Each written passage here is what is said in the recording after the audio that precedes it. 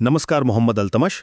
आज हम बात करने वाले हैं एक बहुत ही फैसिनेटिंग टॉपिक के बारे में, कंट्रोल एंड कोऑर्डिनेशन, यानी कि नियंत्रण और समन्वय। आपको पता है, हमारा शरीर एक अमेजिंग मशीन है जो हर सेकंड में हजारों काम कर रहा होता है और सब कुछ इतनी परफेक्टली कोऑर्डिनेट हो रहा होता है कि हमें पता भी नहीं चलता। सोचिए जरा, अभी आप मेरी आवाज़ सुन रहे हैं, साथ ही साथ आपका दिल धड़क रहा है, आपके फेफड़े सांस ले रहे हैं, आपकी आंखें ब्लिंक कर रही हैं, और अगर आप कहीं बैठे हैं तो आपका बॉडी बैलेंस भी मेंटेन कर रहा है। ये सब कैसे पॉसिबल है?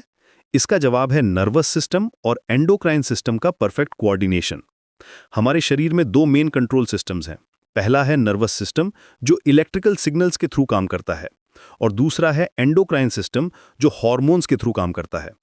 नर्वस सिस्टम हमारा रैपिड रिस्पॉन्स सिस्टम है। जैसे कि अगर आपके हाथ में कुछ गर्म लग जाए तो आप इंस्टेंटली अपना हाथ हटा लेते हैं।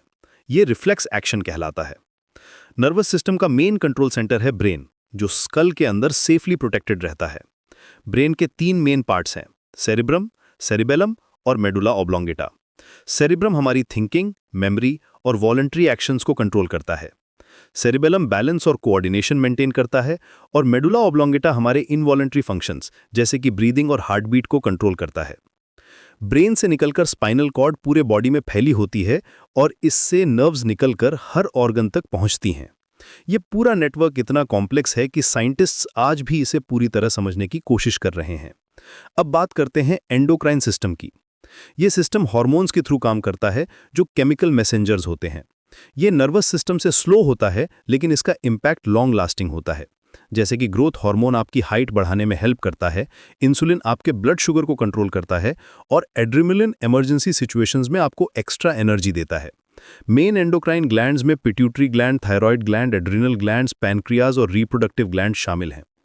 पिट्यूटरी ग्लैंड को मास्टर ग्लैंड भी कहते हैं, क्योंकि ये दूसरी ग्लैंड्स को कंट्रोल करती है।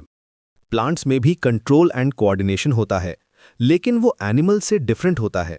प्लांट्स में नर्वस सिस्टम नहीं होता, लेकिन वे भी स्टिम्युलाई को रिस्पॉन्ड करते हैं। जैसे कि सनफ्लावर हमेशा सन की डायरेक्शन में मुड़ता रहता है।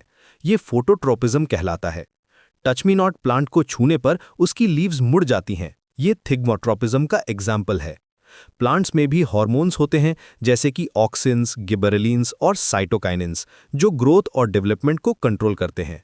यह सब देखकर लगता है कि नेचर ने हर लिविंग ऑर्गेनिज्म में कुछ ना कुछ कंट्रोल मैकेनिज्म जरूर दिया है। मोहम्मद अल्तमाश, ये टॉपिक सिर्फ बायोलॉजी की बुक में पढ़ने के लिए नहीं है, बल्कि ये हमारी डेली लाइफ से डीपली कनेक्टेड है।